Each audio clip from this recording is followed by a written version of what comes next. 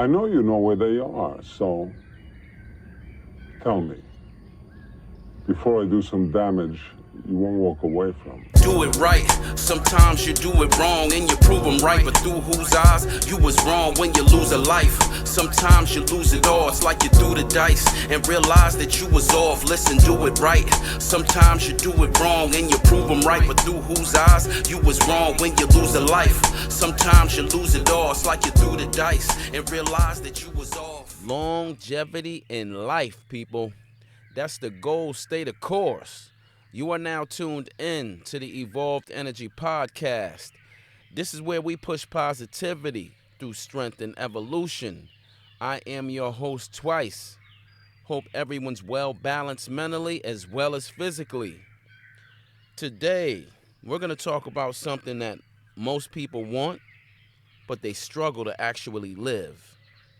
That's peace of mind, positivity, and emotional freedom. And the reason most people struggle with it is because they haven't learned how to let go and let loose. Not being careless and reckless, but mentally freeing themselves from things that no longer serve them. Let's get into it. See, most of us today, we've lived long enough to experience heartache, pain. We've been through things. But what we tend to do, we carry that stuff around with us constantly for years and years. It's the mental weight. You got to get rid of that. It's the old mistakes, the regret, the embarrassment, things they wish they handled differently. And what makes it worse, you don't just remember these moments. You replay them in your head over and over again. In your quiet time, before you go to sleep, when you wake up, you keep replaying the same things and you keep kicking yourself. And what that does, every time you replay it, your body reacts again. All those negative emotions, they return, and your mindset drops down into the dark stages. You should be lifted up in light, walking light through life, but instead, we carry this mental weight that makes our journey heavy. And when you relive it mentally and emotionally, it tears your soul down. It tears your optimism down. That's something we have to work on.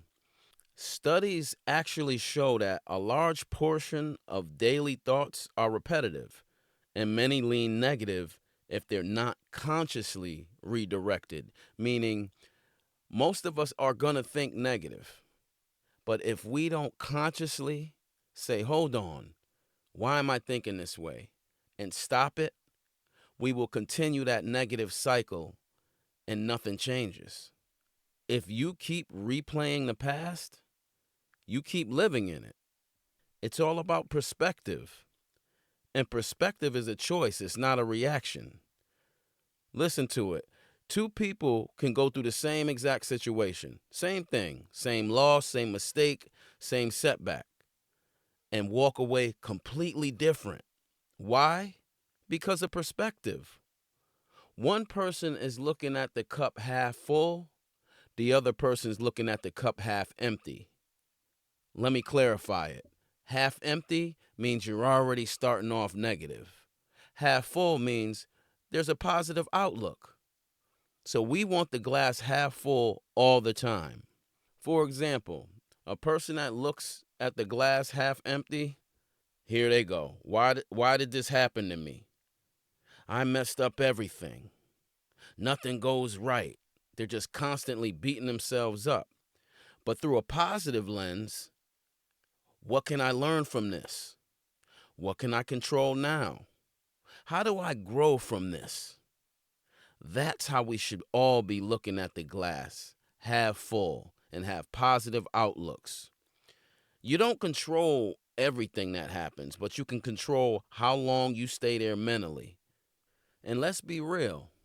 A lot of people are in the habit of criticizing themselves constantly, holding on to every mistake, expecting perfection, punishing themselves mentally. And what that creates is low confidence, hesitation, fear of trying again, and emotional exhaustion. Who wants to live like that? The reality check is growth does not come from beating yourself down and kicking yourself and keep replaying the negative things that you went through or that's happened to you. It comes from awareness. Growth comes from awareness, correction, forward movement. That's evolution. We have to reach that, ladies and gentlemen. If not, we will beat ourselves into submission till we don't even want to live anymore. And that's real because we get so depressed that we're like, what's our purpose on this earth?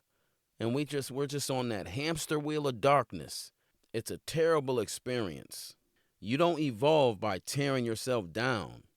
You evolve by correcting and continuing, picking yourself up. And that negative self-talk, that stuff is linked to like increased stress and decreased performance and confidence. So these are studies. The studies show that this is a real thing. Sometimes we create depression and we can't get out of it. But we're the only ones who can push ourselves up to that positive state. We really have to focus on that. Now, what does letting go actually mean? Let's clear this up. Letting go does not mean forgetting and pretending things didn't happen, acting like it didn't affect you, playing a role, being too tough. Letting go means it no longer controls your emotions. It no longer dictates your mindset. And it no longer defines your identity. You're truly letting go of that crutch in your mind that's holding you back. You have to ask yourself when you go through things, did I learn something? Did I grow from it? If the answer is yes, great. But there's no benefit in holding on to pain and darkness. Let me give you an example. I was stuck for years, and I mean years, replaying the same things over and over and over again in my mind. And my issue was, why didn't I complete the schooling that I was blessed to have in my life? I've got scholarships when I was younger. I've actually got 2 scholarships. One in 5th grade, my grandmother made me take a test, and I got top 3 percentile in the state. So I was able to go to this private school, and they gave me a 4. I'm sorry, what did it go from 6th, 7th, 8th, and 9th? It was 4 years, so I got a 4-year scholarship back in the day, and it was about $25,000, the scholarship, because that school was prestigious, and a lot of rich kids went there, and me being from, I want to say, the projects, or housing communities, I didn't grow up with money, but that didn't stop my brain from functioning right. But I was a smart kid, so my nana saw that. I took the test, scored high, got the scholarship, went to school. Next thing, I get another scholarship because in Moreland Hill, the school I went to, they set you up. They set your path up to college. So I got another scholarship. I went to visit certain types of schools, boarding schools, and I received another scholarship. So now I'm in the dorm rooms by myself, gaining my independence as a young man, learning responsibilities because it's a mini college. No one wakes you up for class. You're in a dorm room. You got to put your alarm on and handle your business. And with that being said, had a wonderful school. My schooling was great, top education. Now, when I left, I went to college for 1 year, but I didn't stay focused. Yeah, I had some things in between that might have affected my transition and my drive for school. But to me, as a grown man looking back, that's not an excuse. I was supposed to buckle down and handle that and finish. My goal was to graduate and get a degree and end up, in a glass office in a skyscraper building. Instead, I fell off, got involved in things I wasn't supposed to get involved with, and never got back to school, never went back to college. Did a year in Western Connecticut State University and did 1 year in Norfolk State down in Virginia. Finished none of them. And let me tell you a quick story. I might have said this in a previous episode, but I want to tell this again. When I was slacking in college in Western Connecticut, I took it upon myself to go up to the dean of students because I was in jeopardy of not being invited back to come back for my sophomore year because my grades were declining that bad. So I took it upon myself, went and talked to the dean of students. I can remember it like it was yesterday. When I went and sat and talked to him and told him, listen, sir, I've been messing up. I want to get back on track. And I just need your signature and your blessing to allow me to come back for the next semester. Actually, I needed him to sign me off to go to summer school so I could get the grades back up to return next semester. He looked me in my eye and said, all right, you seem like a bright, stand-up individual. I'm going to grant you this wish. I'm going to sign this for you. But you cannot let me down. Do not let me down. I'm putting my name on the line for you, and I need you to come through. I looked him in his eyes and said, definitely, and thank you. Fast forward, I spent 1 month in summer school. I called one of my friends up and said, hey, school is no longer for me, come get me. One of the worst decisions in my life. But the thing is, I didn't know it at the time. I thought I knew what was best for me. How do I make a decision like that that's going to affect me for the rest of my life and say, school's no longer for me?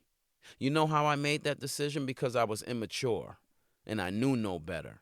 And I had no one around me to say, hey, no, you need to stay right there and finish that because that's going to shape your life in a positive way. But I didn't have that type of guidance. So I went off the cuff and just left school. And to this day, that was in 1995. It is 2026. I still think about how I let the dean of students down. No, he probably doesn't think of me. He probably doesn't even remember. But I hold on to that because I didn't come through and I let him down. Now, yep, I used to beat myself up for years talking about damn. And that's why I'm over here with a CDL license and, delivering things and trying to get the best job possible in the field I'm in. And I've always said this was my plan B life. I never lived up to my plan A because I didn't persevere. I didn't push through. I didn't focus and buckle down like I was supposed to. So now I'm paying for it. And for years, I would replay that back in my mind. But you know what happened? I had a revelation. Someone in my life, specifically who is now my wife, she used to tell me when we were in a relationship before we got married, she used to tell me, hey, you landed on your feet. You've been through a lot of things. You can't keep beating yourself up about something you can no longer control.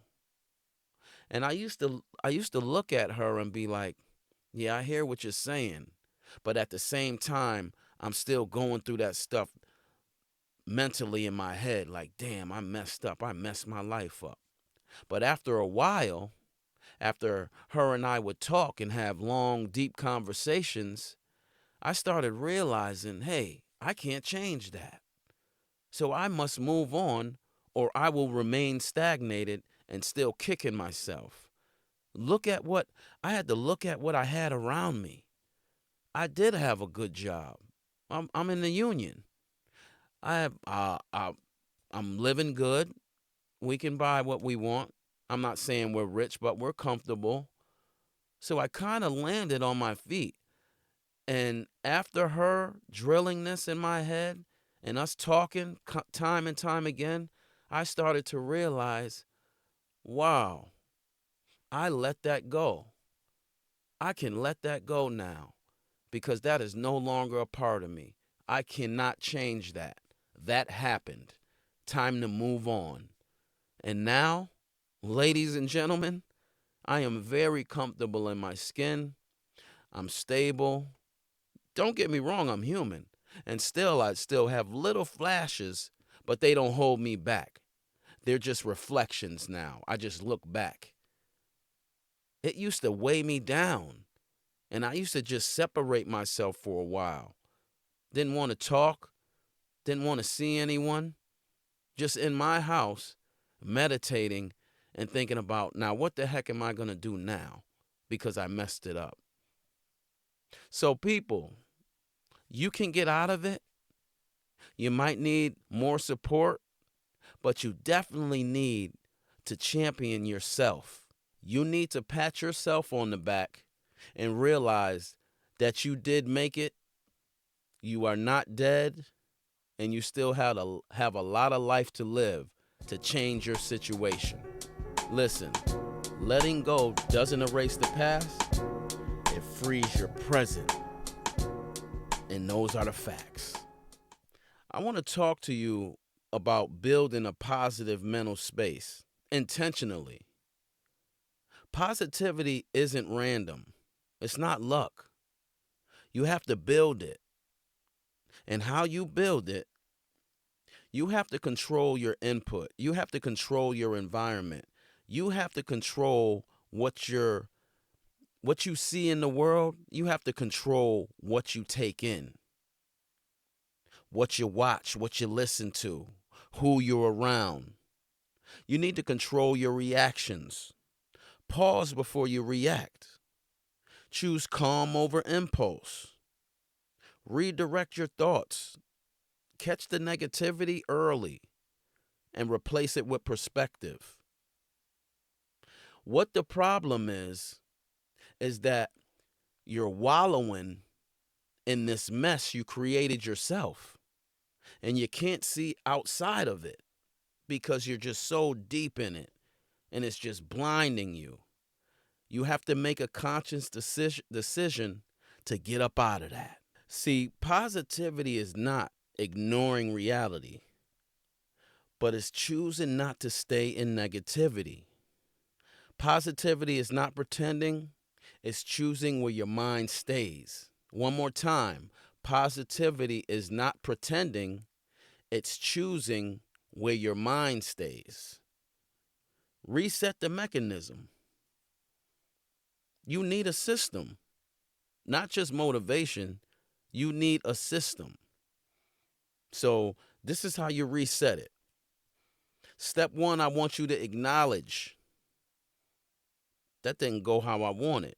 Acknowledge what you're feeling, what you're seeing. Number two, I want you to extract. What did I learn? What did I learn from this situation I just went through? Step three, then I want you to release it. Stop replaying it in your mind. It's over already. Nothing's going to change if you keep replaying it 10 more times. Step four, I want you to redirect. Focus on the next move. Forget about the last one. Focus on the next move. And number five, I want you to act. Do something positive immediately to take you out of that negative state of mind. And listen, when you complete all of these steps, you will see that you got rid of that negative baggage that you keep carrying with you through life.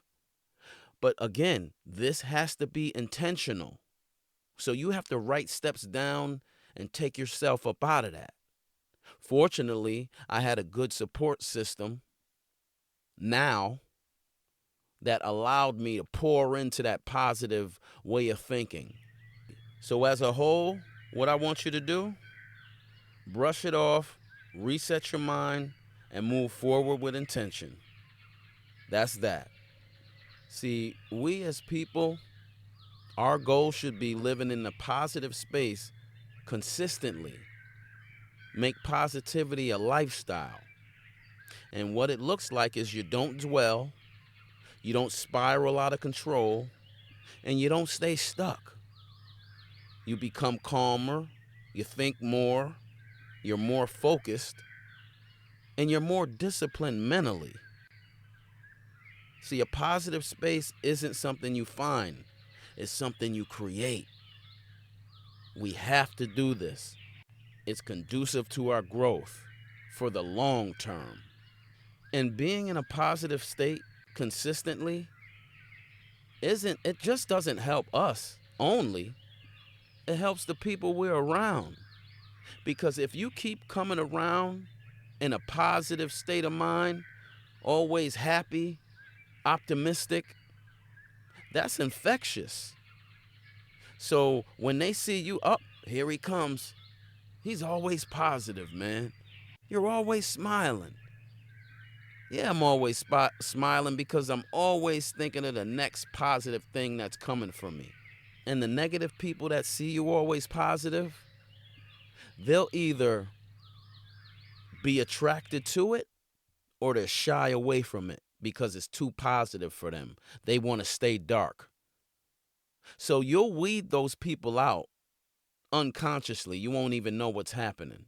But you'll see, they don't come around me like that no more. But they used to come around me when I was drinking and I was negative and I wasn't optimistic. Well, I got rid of that negative entity out of my life. So you've done that just by being positive. We're going to touch on staying positive and squashing the darkness for years to come. We're going to always touch on this subject because this keeps our spirit alive in a positive way. So we will revisit this subject at a later date. And I love building on this subject because it transforms the core of our character, which then adds positivity to the world itself. So, the weekly challenge, I want you to catch one negative loop in your life and break it. Stop the replay. Change the thought. Take a positive action. And remember this, you don't have to stay stuck in the past. You don't have to carry everything forever. You do not have to let negativity define your day, your mindset, or your future. Let it go. Let loose. And when you do that, you give yourself an opportunity to live in a better space all around the board. So fuel your body, focus your mind, evolve your life. And remember, nothing's gonna change until you change it. This is the Evolved Energy Podcast. Peace and power.